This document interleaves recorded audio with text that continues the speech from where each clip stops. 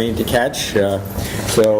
John, why don't you do the introductions here? We're delighted to have Angela here. Thank you. Welcome to all of you. This is also being webcast, so we have to watch what we say. Something like that. And also we welcome RSTBI from Russia, who's also a guy here with the camera crew.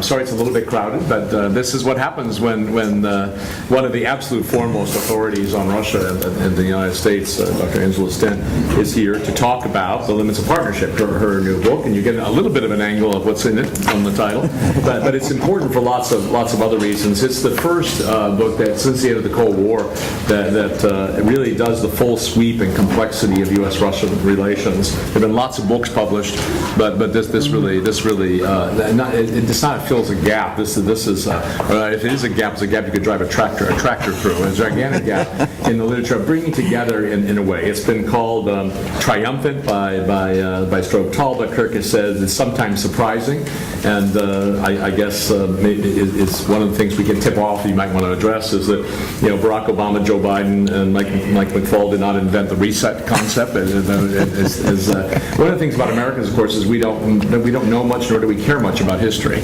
and I think your book is a very skillful current book, but it weaves through some of the really important things in history. So it's you're a dear friend for many years, and it's a real pleasure to welcome you to the EastWest Institute in New York as we get ready for another big snowstorm.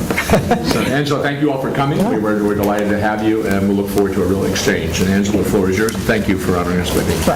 Thank you so much, John. I'm delighted to be here. It's my first time in the EastWest Institute. I hope not my last time. And I do look forward to a discussion with all of you, so I won't talk too long. I will just begin by saying that the U.S. Russian relationship has always been and is today very complicated, and I can illustrate that by just mentioning the trifecta of Snowden, Syria, and Sochi. And they illustrate three different things about the relationship. So Snowden, obviously, the White House was very angry that President Putin, the Kremlin, decided to grant temporary political asylum to Edward Snowden. They repeatedly asked the Kremlin not to do that, but it did. We can discuss why. I'm sure from President Putin's point of view, it made sense. But anyway, that I think was a low point in the bilateral U.S.-Russian relationship. So I would say that on a bilateral level, and I'll talk about that a little bit more, we are now in definitely one of the down cycles of what has been a roller coaster relationship since the collapse of the Soviet Union. Boom and bust cycles. Sometimes we're up, sometimes we're positive about what's happening, and then it usually comes crashing down. So on the bilateral level, that has been a major problem. And of course, as you know, the White House then canceled the summit that President Obama was going to have with President Putin last September. Syria. So this is where we are cooperating. We have to cooperate. This is a multilateral issue where we have similar and different interests. We have some interests of the same, some are different, but we are working with Russia, and Russia, as you know, took the initiative in September to inaugurate the process of disarming Syria of its chemical weapons. We're working with the Russians also in the Geneva process. That is more difficult, and President Obama just today said the Russians have not been helpful with the question of humanitarian intervention. So even on Syria, we're working with the Russians. We will continue to work with them, but we also disagree with them on how to go forward negotiating an end to the civil war. And then the third one is Sochi. And here again, you have cooperation. We did work with the Russians on some of these security problems. So far, everything has gone well. I would say, as an aside, I think there's been a huge amount of negative hype in the American media about Sochi before the games began. Actually, things seem to be going pretty well, and hopefully they will go off without any incidents. So we certainly worked with the Russians there. But we also have disagreed with the Russians about the legislation that they've passed, particularly vis-a-vis the LGBT community, other legislation that punishes NGOs. And of course, for that reason, we do not have the president, the vice president, or the first lady attending the opening ceremonies. That was true of a number of other Western leaders. And so that again shows an area, an issue, Sochi, the Olympic Games, where we're working with the Russians, but we also see things rather differently from them. So So let me just read you a quote from President Obama when he decided not to go to the summit in Moscow last September. And he said, he called for a pause in U.S. Russian relations to reassess where it is that Russia's going and what our core interests are. So we are officially now in a pause. Then he also said of President Putin, and I'm coming on now to the disproportionate importance of personal relations in this relationship, which I'm going to come back to. So President Obama said of President Putin last September, he's got that kind of slouch, looking like a bored kid in the back of the classroom. Now, needless to say, this was a remark that was not taken well in the Kremlin. Last week, President Obama further elaborated on this by saying, well, actually, it's a shtick, I'm quoting him, that President Putin has for the outside world, but in fact, we can work together quite well when we need to. So you have this, and then you get sort of needling comments from both sides. So one of the problems in this relationship since the collapse of the Soviet Union has been the, again, disproportionate importance of the relationship between two leaders, because we do not have many stakeholders in this relationship, and that's something that I come back to a lot in my book. We are still in a relationship very much determined by the fact that we're the two nuclear superpowers. In a way, it distorts the way we interact with each other, because there are a number of other areas where we don't interact that much. And so given that, and given the fact that there are not that many players, the way that the two leaders get on is extremely important, and I will certainly come back to that. So I set out to answer in my book why this relationship has been so difficult, why we have had the cycles of boom and bust, and would there be a more productive way to conduct the relationship? And I base my work here both on my work as an academic, my experience twice in the government, in the Office of Policy Planning in the State Department, and at the National Intelligence Council. And so I served in both the Clinton and Bush administrations, because I've never been a political appointee, so I was able to see, at least from the inside, some of the debates that went on then. I also interviewed a large number of American officials and some Russian officials too, and I would also say some of what's in the book was also informed by the fact that for the last 10 years I've been a member of the Valdai International Discussion Club. I know John has attended some of them too, which is a group of foreign Russia experts who are taken to Russia every year. We visit different parts of the country, and then we have either lunch or dinner, and mainly dinner with President Putin every year. And in fact, we did go to Sochi in 2007, just after Russia had gotten the Olympic Games, and we stood on the terrace of President Putin's government dacha, his mansion, overlooking the Black Sea, and at the sunset. It's absolutely beautiful. One can understand why this is a city that means so much to him. But these meetings have given me, I think, a good sense of the messages that both Putin and other Russian officials want to give to the Western community. Now, I count 4 resets in my book, as you alluded to that, John. That the reset term was maybe invented or used by President Obama and Ambassador Mike McFaul when he was in on the national security. But there have been 4 attempts since the collapse of the Soviet Union on the part of the U.S. administration, and one on the part of the Russian administration, to re-engineer the relationship, to try and have a qualitatively new relationship. And the first reset was brief. It was under the presidency of George H.W. Bush. He only overlapped with the new Russia for a year. And I would say that was rather successful but limited, and in as much as it focused on ensuring that Russia became the only nuclear successor state in the former Soviet Union. Remember, Ukraine was the 3rd largest nuclear power in the world when the Soviet Union collapsed. That, the non-Luga legislation, securing nuclear weapons and materials, and making sure that former Soviet scientists didn't sell their knowledge to the highest bidder, rogue states, terrorist groups. What the Bush administration didn't do, and that is still a source of some bitterness in Russia, is it didn't offer Russia a Marshall Plan, which the Russians would have liked. And the reason for this, there are many reasons, but one of them was really congressional resistance to that. And another theme of my book, which again we can talk about more in the Q&A, is that the U.S. current Congress for the last 22 years has not been a force in general for improving U.S. Russian relations. Most of the legislation that the U.S. Congress has undertaken vis-a-vis Russia has been punitive, be it on Iran, be it on the Magnitsky Act, which I'll come back to, or the whole question of WTO accession. And so that's been one of the problems. Again, we can go into the reasons why that's so. And a number of U.S. officials I talked to, they will remain anonymous, have said, dealing with Russia is difficult, but it's okay. Dealing with the U.S. Congress is much more difficult. Then the second reset, but the Bush administration, H.W. Bush, was really not concerned with trying to re-engineer Russian society. It didn't pay that much attention to what was happening domestically in Russia. It was focused on the nuclear legacy. Then, of course, Bill Clinton came into office. As you know, Strobe Talbot has called Bill Clinton the Russia hand. Clinton himself took a real personal interest in this, and he had a much more ambitious idea about refashioning U.S. Russian relations. And that included a larger assistance program. It included very vigorous democracy promotion programs. Yes, the support for shock therapy, for Gaidar's policies in Russia. And it also involved persuading Russia to try and to support NATO actions both in Bosnia and then in Kosovo. And of course, it's on the Kosovo issue that the relationship then really came apart.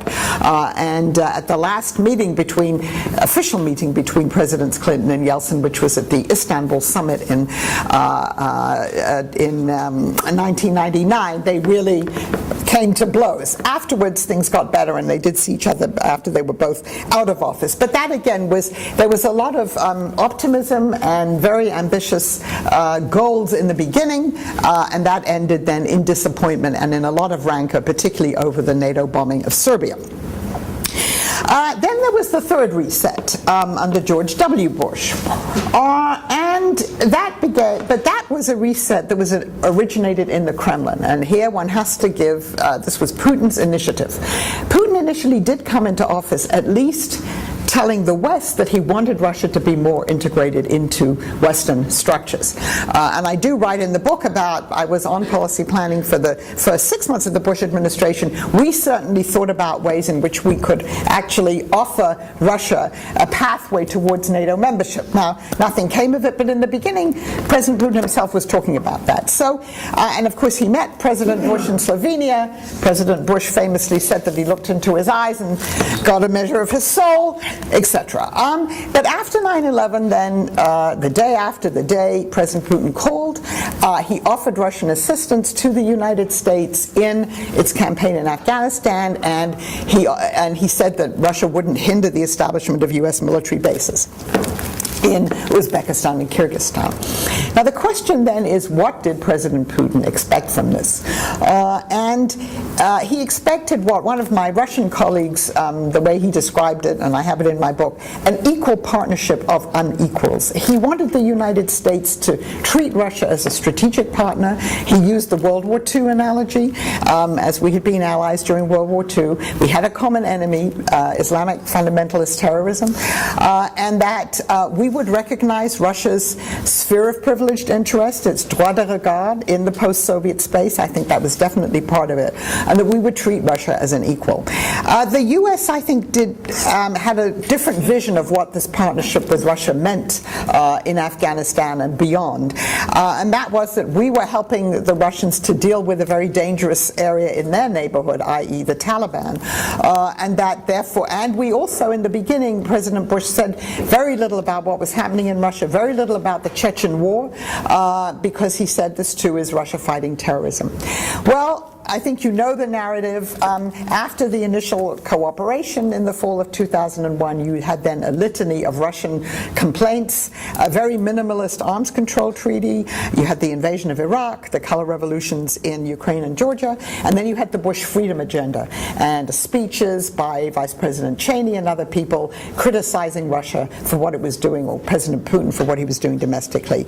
And then again, the relationship began to unravel, and I'm going to read you a very brief excerpt, but since we are in the Olympic season, this is from the opening of the Olympic Games in Beijing in 2008, and it's just in August when the Russia-Georgia war has begun. At the opening of the ceremonies, Bush was seated in the same row as Putin. Despite the heightened tension as a result of the war, they asked the person who was an ambassador seated between them to change seats so they could have a conversation. Putin called Saakashvili a war criminal. Bush told Putin, "I've been warning you, Saakashvili is hot-blooded." "I'm hot-blooded too," said Putin. Bush stared back at him. "No, Vladimir," he said, "you're cold-blooded." So this was their last official, or almost their last official conversation. So again, disproportionate importance of personal relations worked quite well at the beginning of the Bush administration. I think Presidents Bush and Putin did get on some level quite well, but then of course founded on all of these the sense of betrayal and unmet expectations. And then of course you come to the fourth reset, and you know that didn't begin so well, because remember when Secretary Hillary Clinton met Foreign Minister Lavrov in Europe early in 2009, she presented him with this button, right, that said, red button that said reset in English, and then Peregruska on it. And so Mr. Lavrov looked at this button and said, no, you've got it wrong. Peregruska means overload. The word for reset is Perezagruska. And I will just say as an editorial, I'm really surprised that we didn't have any linguists in the U.S. government who knew this. Anyway, so then Kommersant, which is a major Russian publication, had a headline the next day saying, "Clinton and Lavrov pressed the wrong button." Now, and I think one could say probably in hindsight maybe it was overloaded, but there were great achievements from the reset in the first Obama administration. The New START treaty, very difficult to achieve and to get Congress to buy in on, but they signed it. Important, cutting the number of nuclear weapons. Russia agreeing to much tougher sanctions on Iran in the United Nations Security Council. Cooperation with Russia on this northern distribution network, enabling NATO to both supply Afghanistan and now to take things out of Afghanistan, particularly when our relations with Pakistan deteriorated. And then, of course, Russia joining the WTO, which those negotiations had been going on for 18 years. Now, I would argue that reset worked as well as it did because of the personal relationships between President Obama and President Medvedev. They were the same generation, more or less. You remember President Medvedev came to this country. He went to Ray's Hellburgers, a wonderful eatery in Arlington, which is now closed down, where he ate gourmet, burgers with President Obama. The picture's in here. He went to Silicon Valley. He opened his first Twitter account. Yes, 10 days later, we expelled some Soviet sleeper spies, but we kept that quiet. But what enabled that relationship to work was the communication between the two presidents. Now, we can all say in this tandem arrangement, we know who was really making the decisions, and Putin was still obviously crucial, but the negotiations and the personal contacts were between the two of them. And so once President Putin announced in September 2011 the castling move, the Rokirovka, that he was going to switch positions with President Medvedev, that's when things began to go downhill. And particularly in December of 2011, when the demonstrators went out into the Bolotnaya in Moscow, they protested against what they saw as falsified elections, and Secretary Clinton made some harsh remarks, and President Putin said that Secretary Clinton, the State Department, was paying Russians to go into the streets to demonstrate. Those of you who follow the Russian blogosphere, which is always interesting, well, if you go back and look what the blogosphere was saying then, is, Russians were saying, "Hillary, where's my money?" I mean, they didn't necessarily, the educated people didn't believe that, but the rhetoric deteriorated. And so it became very difficult in 2012. You know that President Putin was supposed to come to the United States for the G8. He didn't come. He finally met with President Obama at the G20, and that's where this picture comes from. It's been very difficult. And last year, the White House did try to reach out out to the Kremlin. They sent then Tom Donilon there, various other officials, but they felt that they weren't getting much of a response from the Russians. They wanted to revive the agenda. And then, of course, Edward Snowden happened, and that was really, I would say, the end of that phase of the reset, leaving the U.S. and Russia just to cooperate really on these important multilateral issues. And I think we can discuss this more in the Q&A. We have a rather meager bilateral agenda now going forward. Economics, we are still trying to, support and encourage a bigger economic relationship. I have a special chapter in my book on economics and energy. I mean, that's one aspect of the relationship that is relatively depoliticized. The energy sector is more complicated, but even now we have a Rosneft-Exxon partnership. But, both Russians and Americans in the private sector will say this relationship could be more robust, and it isn't, and why isn't it? And indeed, if it were, then I think we would have a different political relationship. I mean, the Europeans have a very robust economic relationship with Russia. Central Europeans and West Europeans, Germany, Poland, other countries, and therefore the EU, even though there are divisions in the EU about Russia, they have a large group of stakeholders. They have people who argue for this. Or the other example would be China, right? We have, $500 billion of bilateral trade with China, and we have a large sector of the American private sector that, successfully lobbies for continued, good economic ties with China. There's nothing like that with Russia. We do $40 billion of bilateral trade a year with Russia. We do have some sectors like in Boeing and some of the automobile manufacturers and, a few other firms oriented towards the consumer sector that are doing well in Russia. But this is still, it's less than 2% of our trade. And so one of the things that we're trying to push, or the administration is trying to push, is to beef up the economic relationship. But otherwise, missile defense is one of the issues that, we came maybe closest to achieving some agreement with Russia under Medvedev, but that didn't work out, and I'm not sure that that's going to go anywhere. Our administration would like to have another arms control treaty, but we're not getting signals from Russia that they're interested in that. So, again, we can talk about that more, but I'm not sure, going forward exactly what the bilateral agenda is. I'll just make a couple of more remarks, and then we can go into questions and answers. So, one of the things we like to say in this country is that there are these huge differences between Democratic and Republican administrations in foreign policy and also vis-a-vis Russia.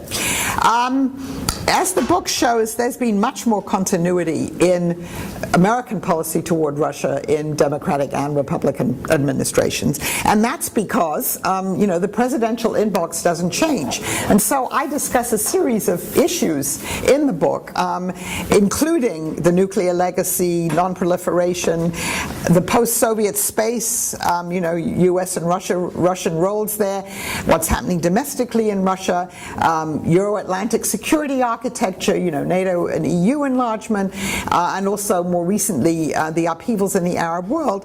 And on all these questions, there's been a lot of continuity, again, because the ramifications for what you can and cannot do with Russia are rather limited. And so you wouldn't expect to see such huge differences. And I think maybe I'll make a final couple of points. One of them is that I think until recently, President Putin and other high Russian officials,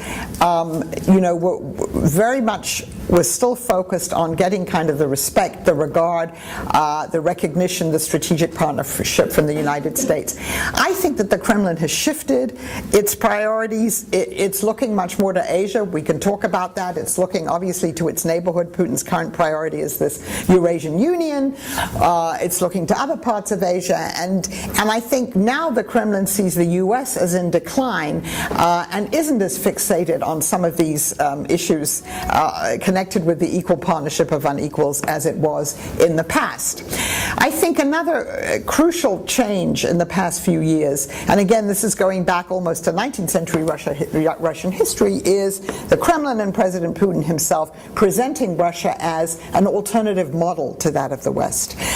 In foreign policy, that means the respect for absolute sovereignty, and this is something which the Russians and Chinese certainly share in common.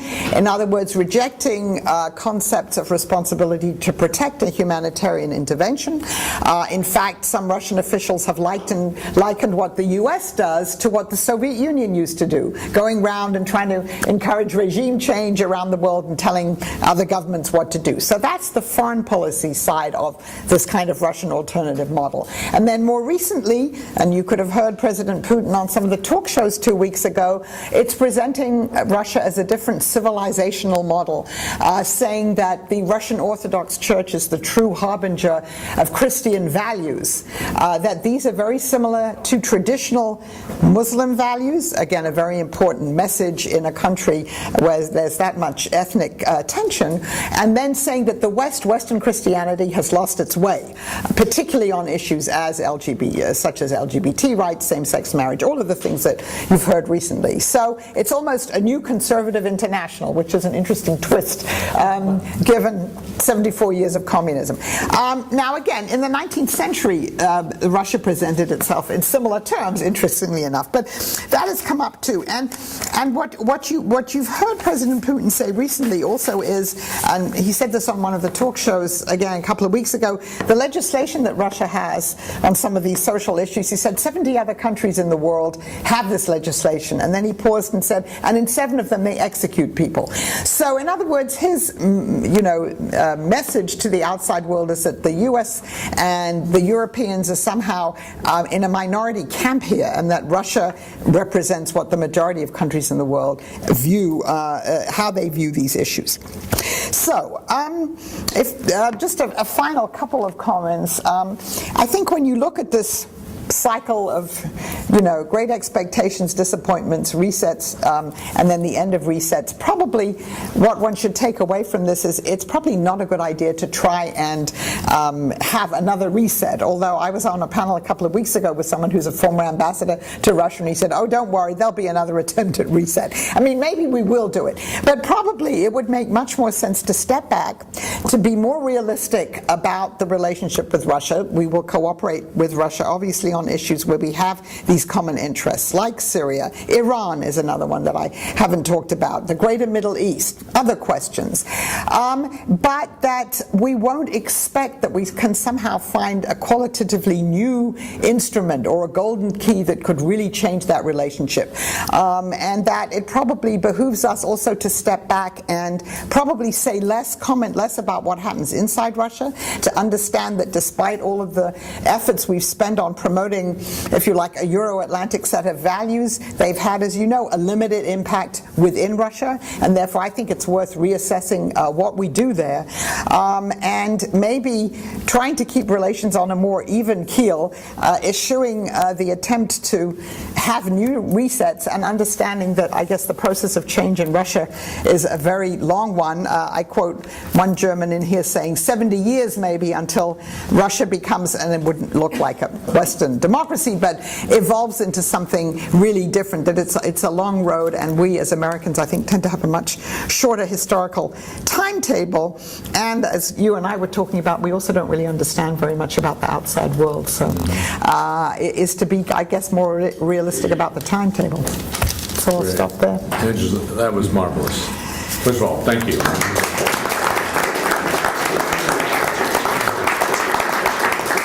One of the best presentations I've heard by any author of a book in a meeting like this, so thank you very much. Andy, do you want to take the lead on all right, I'll be happy to throw out the first question and really make it. Just help lead the yeah. I mean, two issues that flow from especially your last point, which I know was certainly on your mind, but you didn't Yeah. specifically bring up, was Ukraine and how that plays in the relationship. And specifically, as you say, if your advice is to scale back the rhetoric, how does that work in conjunction with Ukraine? How does that work on the human rights issues, whether it's the gay rights, whether NGOs, whatever? Is it enough to simply say, we tone down the rhetoric and hope that we somehow just keep going on this, or is there more of an imperative here?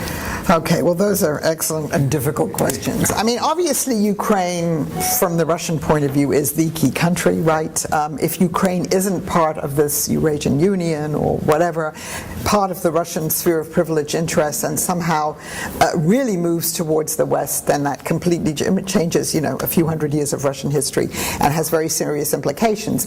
And also, I think, with the current thing, and it was the same in the Orange Revolution, obviously, if you look at if you look then at what happened in Ukraine, and now what's happening in Ukraine, if the Ukrainians could, in fact, move towards having a much less corrupt government, having a more democratic system, a more transparent system, if the Ukrainians can do it, well, then why not the Russians there? So there's always that point. We can go back to the Cold War and talk about Poland, right? If Poland could get away with something, then why not the Soviet Union? So it's always that you look to Ukraine, you say, if they could do this, why not Russia? I think the Orange Revolution took the Russians by surprise, particularly because they had, poured resources into ensuring that Mr. Yanukovych would win then. Obviously, they attributed what happened then to Western services and Western money, and this was seen as a battle. I mean, we know now what happened in Ukraine. It didn't work out maybe as the way we thought it would. Now, I think what happened in the Obama administration until fairly recently is we stepped back from Ukraine. Once Yanukovych was elected and said we're not interested in NATO membership, and one of the problems with the Bush administration was it wanted NATO membership for Ukraine more than the Ukrainians did, right? You can't do that. But once Yanukovych said, we're not interested in joining NATO, he was in power, we stepped back a bit. And I do think that the reset worked to the extent that it did, because it was a reset that really, as the president and his advisors themselves said, meant listening to Russia and taking its concerns into account. So I think there was a rethinking of what we should be doing in the post-Soviet space. Now, when the latest thing, and then I think we thought, well, we'll let the Europeans take care of this. You had the whole Vilnius process, you had the Eastern Partnership, you saw people like Carl Bildt and Radek Sikorski working very hard to get this done.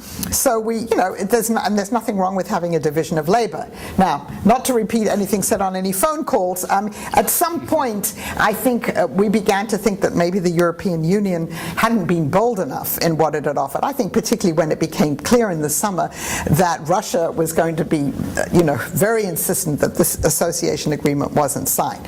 So we've come rather late into this, and now obviously we're at a situation where we are going to become, or I think we'll become more active. Now, I think another question you have to ask, if you look at where Ukraine is, it clearly has to have a decent relationship with Russia. It is a country, it's not a completely divided country, because I believe that young Ukrainians in the East are also interested in European integration.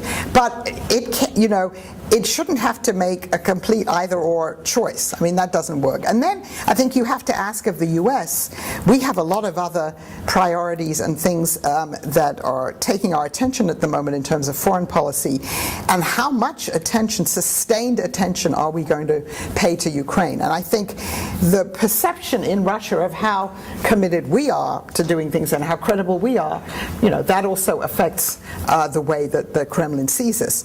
So I think that I don't know whether any agreement will be reached before, February the 23rd. People say something has to be done before then the Sochi Olympics end, and then things could change.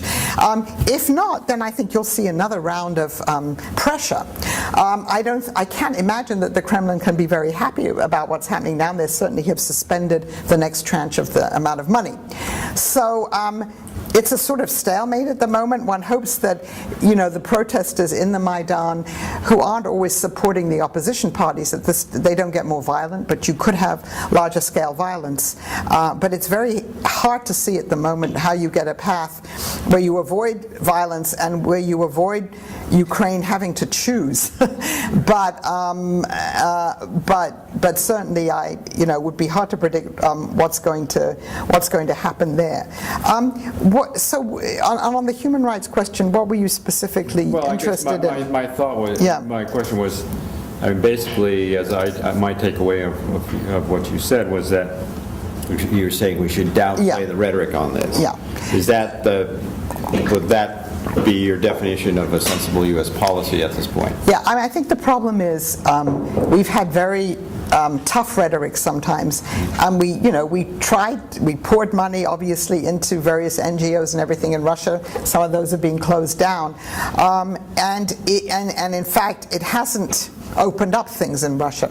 So I think we as the United States will never sit back and say, well, it's irrelevant to us what happens in other countries. I think what we have to be careful about are things like the Magnitsky Act, right? Where you pass an act in Congress which only targets Russians accused of human rights abuses in terms of visas and freezing their assets, but doesn't target a number of other countries in the world where similar things go on, right? On a larger scale. And that feeds into the Russian sense that they are, that we have double standards and that we unfairly target them. It would have been better with something like that. Right? Which we do. Well, which I guess, yeah. Yes, I suppose so, yeah. So, now, the answer from those who support things like the Magnitsky Act would be Russia is a member of the Council of Europe. It's signed on to various international agreements which other countries, for instance China, haven't. And therefore, it's appropriate to apply certain standards to Russia that you don't apply to other countries. But that kind of thing, I think, then feeds into things. And of course, the Magnitsky Act directly led to this passage of the Dima Yakovlev Act, which, prevents Americans from adopting Russian children. So it can have deleterious effects on us. So I think, being more cautious and doing what you can. I'm not saying you should abandon involvement in Russian civil society. We have this bilateral presidential commission. It's difficult, but it should still continue, and working on levels with Russians which don't raise, red flags for the Kremlin. But I think it is worthwhile sitting back and reassessing the cost-benefit of some of these things. Other questions, comments? Jim, go ahead. Yeah. Angela, the timing of this visit is very apropos for what we're doing. We're fixing to go to Moscow for our board meeting, and John's been in several meetings with the Sherpa to the G8, with Ambassador Kislyak and other Russians as we go through. And the ups and downs, almost like a sine wave in your book, have come really front and center in the discussions that we've had with them. What they've asked us to do is to look at the positive side, the upsides of those sine waves. And the interesting thing from my perspective is that in many meetings they've asked us to do this thing. And so when we go there in Moscow, one of the subject is how do we take the positives and level that out? So maybe it's not as high, but maybe it's a little bit lower. But how do you see leveling that sine wave out toward the positive side? And I'd just be interested in your thoughts on that, since we've got a lot of energy focused on exploring some of those items. Well, you talked about the economic relationship and the Sherpas and everything. Obviously that's something where there's first of all, I would say there's obviously a significant group of Russian officials who are interested in accentuating the positive. And they're not only in the economic sphere, there are people in the military, you know that better than I do, at different levels who are working together with the United States, who want things, to improve. So it's not what you hear from the top rhetoric, but if you get beneath that rhetoric. So I think one has to find, and you obviously have partners that you can talk to on this and move ahead, particularly, as I said, on the economic front. And, the Russian economy, growth rates are now predicted to be 1.4% this year. They're going down. It's not, the situation doesn't look too good for the coming years, and they need Western investment, American investment. I mean, there are very sound reasons why one should be able to build more. As I said, I mean, the question is, why has it been so difficult to build a more successful economic relationship? That's certainly something. And then, on some of these military issues, issues like, the Arctic, right? I mean, those are areas where we meet in different fora with the Russians, where we are cooperating. I mean, sometimes it's like all of these things, it's a compartmented relationship, and on some Arctic issues we don't, we're more suspicious of each other, right? But on others we're working together.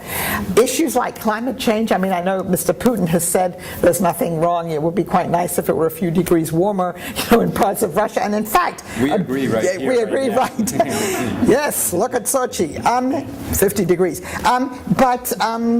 And in fact, climate change is something where parts of Russia are adversely affected by it, but in fact parts of Russia benefit from it. It's the biggest country in the world, it's not surprising. But so there are those kinds of issues, things that fall below the kind of rhetoric, the political rhetoric. Then I would say, I mean, my understanding is that Secretary Kerry and Foreign Minister Lavrov, those are the two people that are really keeping this relationship going at the moment, right? They're meeting constantly, obviously, on the Syria issue, the Iran issue, other issues, and so there are things going on there, and at the working level, again, that are maybe out of the public eye.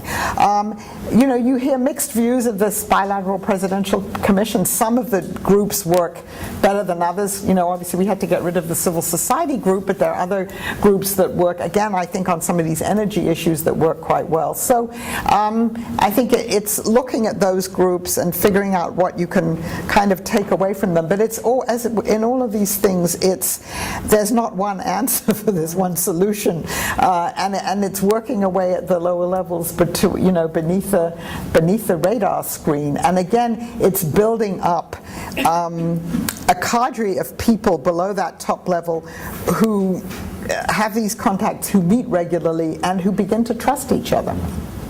And I will just say, when I was writing this book and talking to some of the American officials, they said that one of the problems in dealing with the Russian officials was you could have the Secretary of Defense, Defense Minister meet whatever at that level, and then if you wanted to get things done at a somewhat lower level, it was often very hard for the American counterparts to find a Russian counterpart who was given enough authority to talk to that person. And I think that was particularly true in the Department of Defense. So it was sort of frustration that here are some Americans who want to push something forward, but there's no counterpart there with whom they can really get something agreed. Now, I don't know, that's an issue with the Russian system, but I think that's something that one has to kind of at least work out to try and find those kinds of links, contacts. Greg? Yeah, thanks, Andy. Thanks, Angela. Very good presentation. I'd like to just ask you a question about Putin's repeated requests to the United States, but then sort of end up asking you to explain a little bit more about the partnership of unequals. You made this very good observation about Obama had repeatedly asked Putin not to give Snowden political asylum. But I could sort of write a list of 40 things that Russia has repeatedly asked Obama and President Bush to do for them, which just never were listened to. So in a sense, I'd be interested to hear your view of how that plays out. So ballistic missile deployment in Europe, I mean, Right. The arguments about eastward expansion of NATO maybe, but Right. certainly the ballistic missile defence, there was just no sensitivity in Washington to the Russian position on that. And then when Obama pulled back, on the one hand around 2010, 2011, they then sort of returned to the previous position again over Russian objection. But I really would like to try and understand better your view of what explains the American view that Russia is not its equal. It's not a what? Not its equal. It's equal. Why does it so persistently treat Right. Russia as unworthy of partnership? Because Yeah. as not being American, I find this very puzzling. You want a whiskey? Vodka, please. But if you compare Yeah. the American relationship with China, Yeah. emotionally it's very different, and Right. they're much worse than the Russians, arguably, in Russia. Okay, well, that, of course, is a huge question. So during the Cold War times, right, from the U.S. point of view, Russia was clearly a military equal, if not maybe, and there were the arguments, Team A, Team B, how many weapons did they have? We could maybe more than whatever. It was a military equal. It was obviously never an economic equal. Russia has always had this relative, this issue with developing its own economy, given its size and its raw material endowments and everything else. Once the Soviet Union collapsed, so all of that, the Cold War legacy. I have a quote here from Senator Nunn, who says, when in doubt, the U.S. is always on automatic Cold War pilot. And I think that's a very astute observation from him. So once the Soviet Union collapsed, the U.S. could say, well, the West won, right? And then it looked at Russia. And I think right from the beginning, there wasn't enough understanding of the importance of taking Russian sensitivities into account. So I have a quote from General Klaus Naumann in here, which he made a number of years ago, saying that the Americans had empathy deficit disorder when it came to dealing with Russia. The Germans have a different view of this because they see this as they themselves were a country that was defeated. They had to go through this very difficult period of dealing with their past, of recovering, of being accepted into the community of nations, having been a complete pariah. And so the Germans will always say, we understand much more how difficult it is, for a great power like that to sort of implode, not even defeated in a war, right? And then to move forward. And I think probably none of that, American officials didn't think enough about that. Obviously there's some people in this country too who understand that. Now, but I myself have been present at these arguments where people say, it's the kind of, you've got to get over it. This is it. You were the Soviet Union, no longer the Soviet Union. It's different. Get over it and move on. Well, it's easy to say that, but with a country with 1,000 years of history, it's very difficult. And so I think you're right about NATO, because I think that not enough was done in the 1990s to devise a system that could have given Russia a stake in this. Now, at that point, but I also believe that it wasn't wrong to enlarge NATO, because I think, why shouldn't Poland and other countries have had the right to join NATO if they wanted to?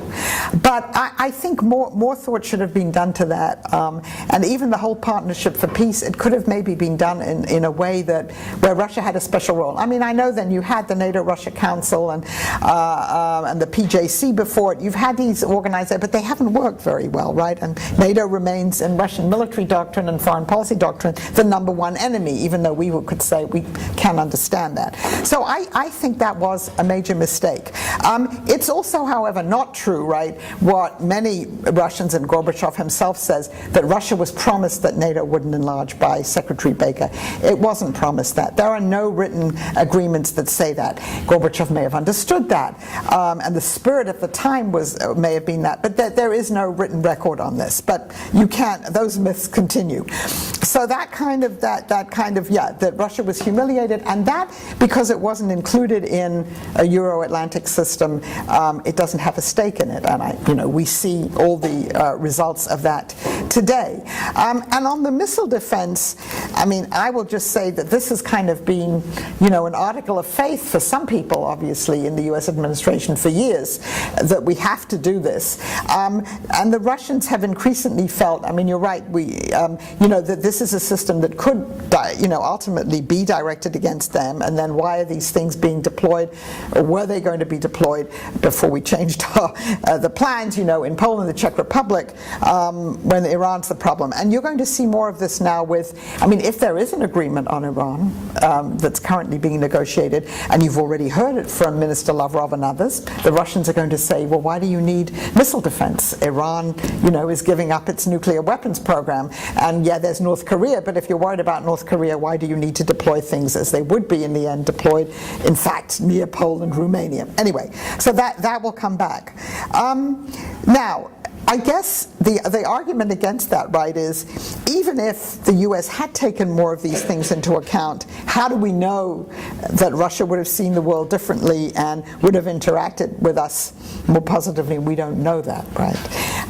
But I think, and that's why the 90s is seen so differently in Russia and here, and that's one of the problems. We see that as a period where there was greater pluralism, where, yes, I mean, it wasn't really a transparent market economy, but you had private property. There was greater freedom of expression, even though you had different oligarchs owning different TV stations. And of course, the Russians, many Russians, not all of them, look upon it, and this is the official narrative, as a time of humiliation, a time of chaos, and a time of great income inequality. And I really think the legacy of the 90s reinforces the Cold War legacy and makes it so difficult for the U.S. and Russia to interact. And I don't see that changing. I don't see our current administration as sort of being more willing to sort of take these Russian concerns into account and try and see the world a little bit more through their perspective. And at this point,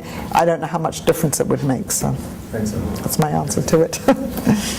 And perhaps one other Yeah. thought, I mean, Yeah. especially comparing the China relationship, it's much easier to see China as an equal or even superior in some ways, given the economic power of China. Right. And as you pointed out, Right. the Russian-U.S. trade is such a small component, and what's really the incentive for U.S. companies to really focus on Russia? Right. Oh, and then I have to come, thank you for reminding me, I didn't ask, so, militarily, right, we're not worried about Russia. Russia is building up its military, and it may or may not have broken out of the INF Treaty, and there are other things happening, but the fear of Russia as a military equal, that's gone. And so I think that's another reason why, if it was stronger militarily, but, and I think, the Russians understand this, we might look at it differently. Or economically. Or economically, yeah. Right. Henry? I'm just curious, Yeah. what you would say is comparing Russia today to 50 years, 25 years, what new assets, other than the pipelines to Western Europe, what new assets do they have? You mean Economic assets, I Economic, assume. military? Well, 15 years ago was pretty bad, right? You mean comparing it to the time of the collapse of the Soviet Union, maybe? In other words, Yeah. we talk about Russia as a significant power, and I don't think it is. It has its energy, but I think it's wasted 50 years to build up its legal system, which is still corrupt, to develop a commercial law which would enable foreign companies to enter with some sense of security that their interests would be protected. And I don't think there is that. What is taking Russia so long not waking up to dealing in a global economy? It's an excellent question. I think the problem is that having all these energy resources, Russians themselves say it's like a drug. It's a narcotic. And if you look at it from the year 2000 to 2008, when oil prices were steadily rising, reaching, $147 a barrel before the financial crash came, Russia had these spectacular growth rates, 7% a year. The average Russian, and this is why for the people who support Putin, they support him because their standard of living has greatly increased.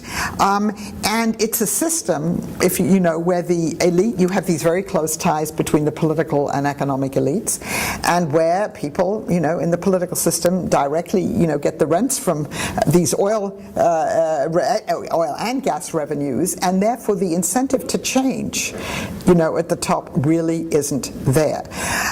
Now, when Medvedev was president, he talked about the need for modernization. I'm willing to believe that he thought it had to happen. He wrote articles saying, I don't want my son to grow up in a system where we're completely dependent on energy revenues. It's been, as in Russian history, all attempts to modernize have usually founded for political reasons. And at the moment, there is some diversification of the economy, but still, as long as people want to buy all that oil and gas, and now Russia also has shale reserves and other things that it can develop. What is going to push Russia into modernizing? And probably what would push them, and then doing all the other things, having a transparent legal system, dealing with corruption, it would be if energy prices fell for a sustained period. But as long as you have all this kind of global uncertainty and prices at least $100 a barrel, so far Russia can manage, there would have to be that different people at the top realize that Russia can't go on like this anymore without modernizing its economy, that would push the changes. But this is a system with a great deal of inertia. Ron, you're next, but just before I need to make a commercial break. Yes. I forgot to mention that, of course, Angela's book is outside. It's available for sale, and she will be happy to sign copies at the end of this meeting before she catches her train. Ron. First a comment and then a question. Sure. Has to do with what you just said at the end about meeting new people at the top. The issue of respect and the Russian feeling that they are not respected. This issue seems to me a kind of general issue that the United States has with many other countries, several other countries around the world. Yeah. And so it's not particular to Russia. Well, for example, obviously China. For example, obviously Iran. When Obama went to Cairo, made his speech, when he went to Ghana, he made a very strong point about trying to show respect to those countries. And maybe a lot of us remember the photo of President Obama in Japan kind of bowing to the Japanese emperor, and some people in Washington thought this was apologizing for American power and so on.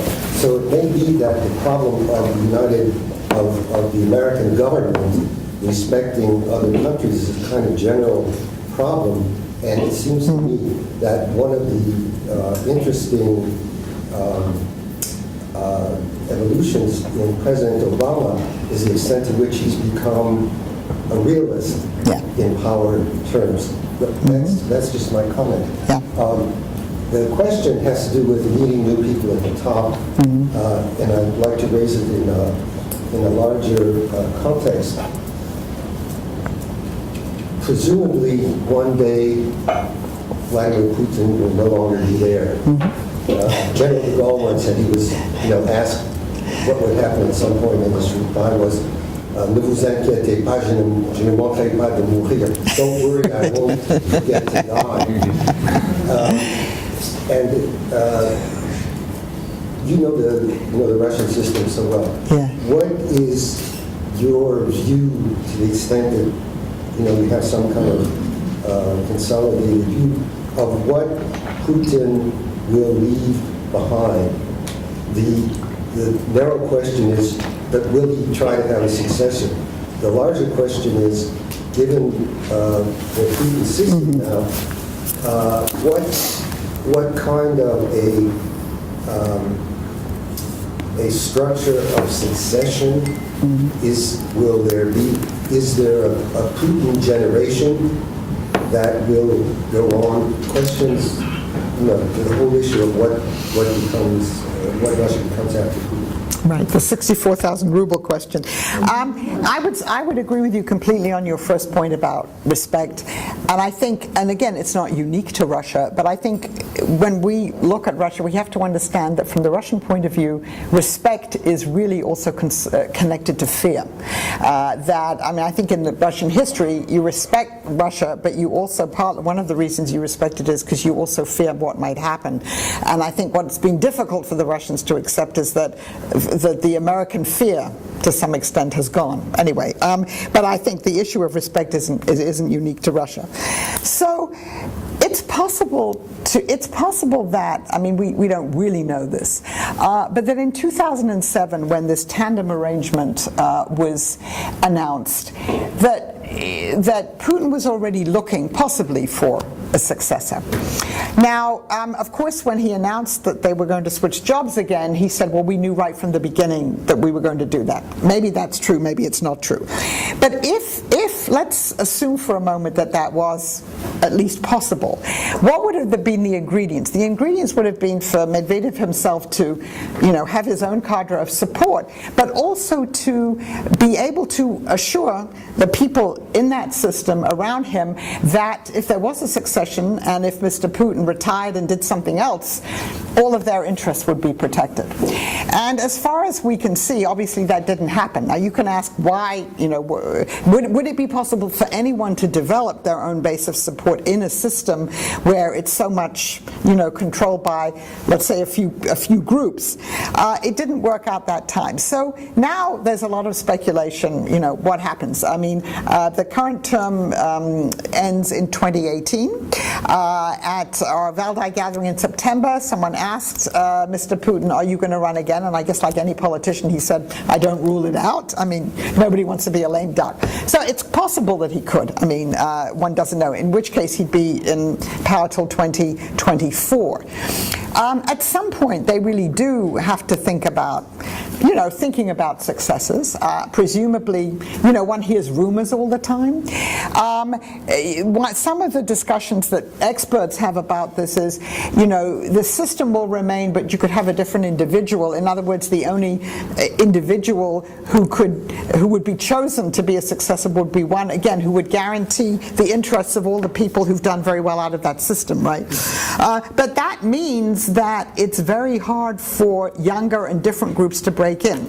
So I would say one of the reasons, why significant numbers of the urban educated elites are leaving, and economic elites too, is because they don't see any room in the system for them to sort of come up and take power at some point because of the way it's controlled. But presumably you at least would have to have someone come into power whom people thought would continue the system. Now, let's think back to Mikhail Gorbachev, right? So he came to power because they thought that he would continue the system, and we know what happened then. So there's no guarantee. I mean, the other scenarios have to do with, more unrest in the streets. The nationalist opposition in Russia is quite strong and isn't going away. I mean, Putin, I think, has dealt with the Western sort of pro-Western liberal opposition. They're more or less, tamed now, or there's not that, or they're divided and they're not going out in the streets.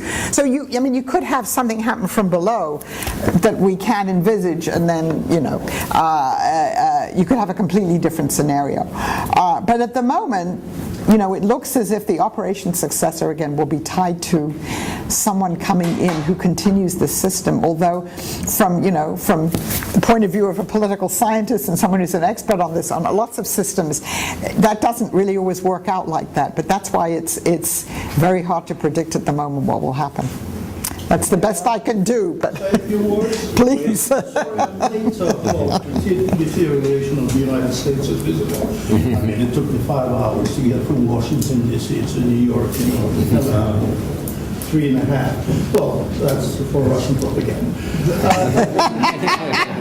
But in the meantime, let me give you just my own views based on my 4 years experience in Soviet security and intelligence, and I'm still currently active in these areas, but teaching primarily and the board member of the International Spy Museum, so that's for that background. Well, just to summarize, I'm sorry I missed the beginning. The Soviet system was based essentially on constructed on 3 pillars. I'm trying to do a visual, description. 3 pillars. Number 1, the Communist Party. Number 2, the KGB, what was called differently, but KGB security organizations. And number 3, a military-industrial complex. The 3 major pillars of the Soviet society. Well, Khrushchev was the first guy who actually started the destruction of the system. And he did not mean it. I mean, but by disclosing, revealing the atrocities of Stalin's regime, he undermined the faith in the system built on the, in the USSR, and actually across Europe, Eastern Europe, and elsewhere. Well, China remains more or less loyal, but the Chinese have a special character, and that's praise for them, not for them, in a sense. So Khrushchev laid the foundation, and at that time, as I said, the Communist Party was number one, the military-industrial, the KGB number two, and military-industrial complex number three. Well, things have changed. Now we have a different country. It's only Russia, thanks to Khrushchev in many ways. In terms of his pushing downwards and downstairs, the communist ideology. And of course to Mr. Yeltsin, who at some point, decided to become the leader of the Russian Federation. And they, sorry to say, held with them all these Baltic states, Ukraine, and, Russia emerging from the ruins. Well, so that's Yeltsin's role. But I say, as a military-industrial complex, as I said, the third pillar, well, they had to also rearrange things. So there were a lot of actually discontent and anger against Khrushchev among the military, and of course the KGB naturally. But what we did come to, in the long run, and I'll just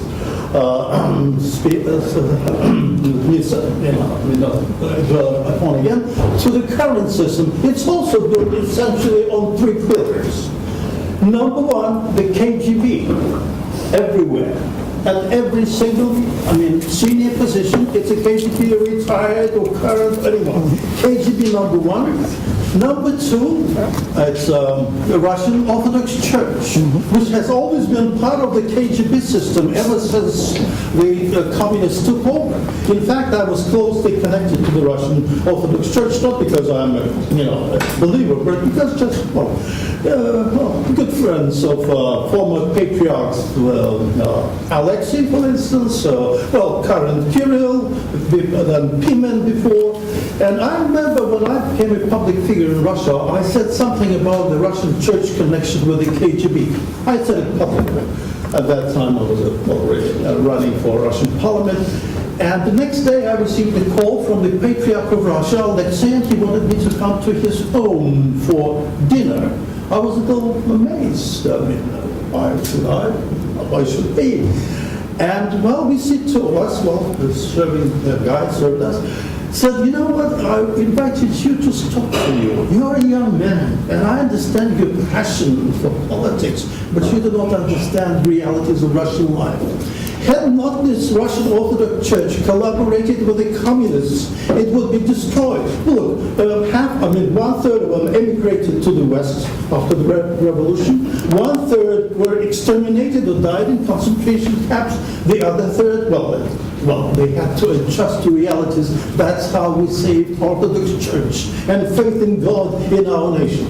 I said, that's it. Excuse me, it's gonna... But why don't you say publicly to the people of Russia who understand and will appreciate them? Sorry, no, just in case we're winding down in terms of time, so it's fascinating, but if do you have a question or a quick point to... What's your third pillar? What's your third pillar? The third pillar. The church, okay. I mentioned. Right. Church is Military industrial. On the military industrial. I know Kirill very well. Drank together, spent some time together. Sorry, I should have said that. So it's part of the system. And the third part is Russian business, but only those who collaborate. Those like Khodorkovsky, Gusinsky. Berezovsky did collaborate. I knew Berezovsky well, actually. We helped each other. And he was a collaborator, but it's he was too arrogant. And he would not, just simply adjust to realities of life. So that's why he was kicked out eventually to London and, committed either suicide or was killed. No one knows yet. The British, as usual, keep quiet. They don't know what to do. So this is briefly my analysis of what's happening. Three pillars of the Russian society today. KGB, Russian church, KGB run, and Russian business, obedient to KGB. That's it. Thank you. Do you have any- It's a little different from orthodoxy, you know, autocracy, nationality. Any comments? No, I mean, I think many, and I think all of these pillars come together in the Kremlin. Fusion. Right. We have, yes, Tate. Yes, go ahead. You spoke in your book and today on the multiple political resets that Americans and Russians have had. In recent articles that have been written in the American media about in the lead up to Sochi, there's been a fair amount written about the multiple waves of immigration out of Russia. And I was wondering if you could speak to, you know, if you've noticed any effects that this might have had on sort of Russian politics, or if this is just sort of one of those things that happens that doesn't actually have much of a ripple effect. Well, you mean recent emigration or going back to the 19th century? Multiple waves of immigration for the last, century and a half. Oh, century and a half. It's had a huge impact. I mean, first of all, I would say that the United States wouldn't have won half of the Nobel Prizes that it's won if all those people wouldn't have been oppressed by the czars and left in the 19th century and then oppressed by the communists. So we in the U.S. have been the beneficiary of a lot of these. I'm sorry. Very, I think, just please, very quickly, we really are down to, okay, 30 seconds here, please. Please, go ahead. If you have one quick comment, but we can't, all right, please, go. Okay, point number two is obviously when you had the emigration after the revolution of the people who came here, the so-called white Russians, that obviously had an impact on the political system, on the U.S. view of Russia. When you had the waves of emigres after World War II, the people who managed to get out after that, again, you had that influence. And then, of course, when you started in the 1970s and 80s having the next wave of immigration, I guess the third wave, contemporary wave coming here. So in general, a lot of these groups have influenced U.S. policy to take a tougher line towards Russia. Because many of the people who've left have obviously left because they didn't like the system. Now, when you start coming to people who emigrated in the 1990s after the Soviet collapse, it's interesting to me because I teach some of those young people with that heritage, their parents have left, they may have been born there, but they've grown up here, but they still have a very deep feeling for Russia.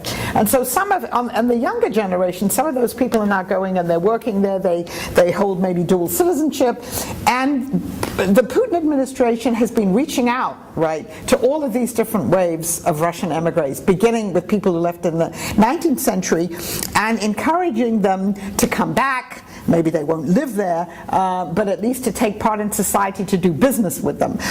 And you now have this organization, which you've had for a number of years, called Ruski Mir, Russian World, and that again is specifically targeted at, encouraging people who've left Russia to have contacts with it, maybe to come back.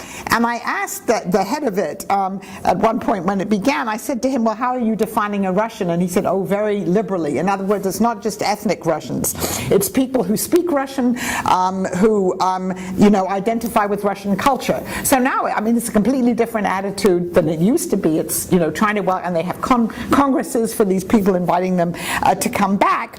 And of course, one of the major differences between the post-Soviet Russian system and the Soviet system is, if you don't like it, you can leave, right? Nobody prevents you from leaving, and that that can work both ways. And I guess the final thing is you also have then people, particularly in the private sector, who have dual nationality, whatever, live in other countries in the West, including the U.S., but go back to Russia and don't consider themselves either one thing or the other. I mean, who owns the New York Nets? All right. Many years ago, when we had a Jewish so-called problem in Russia, I advised to Andropov, the chairman of the KGB, I was subordinate, but anyway, I told him, let's do it this way. let them go, but just we'll choose who will go. First, those who are outspoken anti-Soviet, let them get out of the country.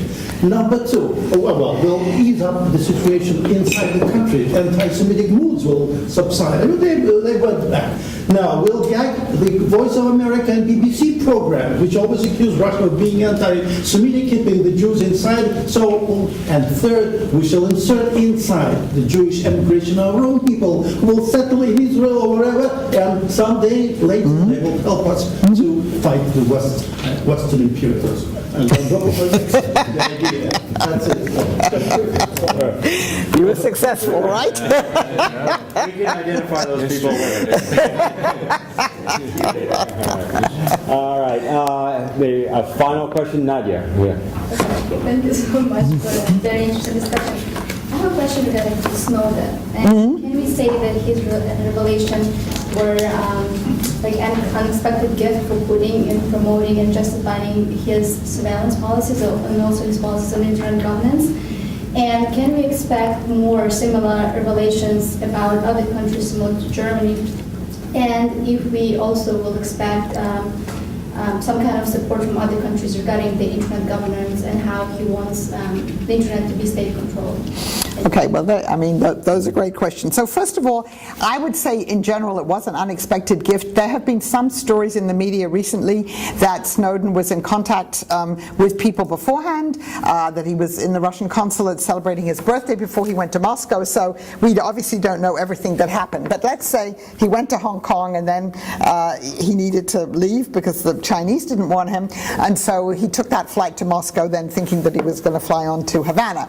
And then we know what happened. The U.S. removed his passport. So I mean, clearly, Mr. Putin making this choice, it was, from his point of view, I'm sure, a very rational choice, because here's the United States, as it had been complaining to the Chinese president beforehand about surveillance and cyber things, and then accusing the Russians of doing all kinds of things, and then, you know, the Kremlin could say, look, what you mean the United States doesn't do this? You do this, and it's much worse than what we do. So it was a propaganda coup. I mean, I think everybody understands that. And, you know, and I think as long as he's there, this will clearly have a negative impact on U.S. Russian relations. I don't know how they're going to resolve that one. Well, then the other thing that President Putin said at the beginning was that as long as he stays in Russia, President Putin will make sure that, you know, the Americans aren't harmed anymore. Well, of course, things get released all the time, and particularly, and we saw this at the Munich conference, the relationship between the United States and Germany has been particularly badly affected by these revelations. The French don't seem to care too much, they haven't said much, but the Germans certainly have. And so, you know, it's also been a very easy way, if you like, to see frictions between the US and its allies increasing. And so, you know, and then, as you say, we see these moves now for, you know, who's going to control the internet, which servers, which countries, and so this will, I think, we'll see much more of that going forward. Angela, thank you so much, and thank all of you for coming on this cold day. And a reminder, there are books out there for anyone who would like to pick one up, and it's been a real pleasure, and wish you continued success with the book. Great, thank you very much.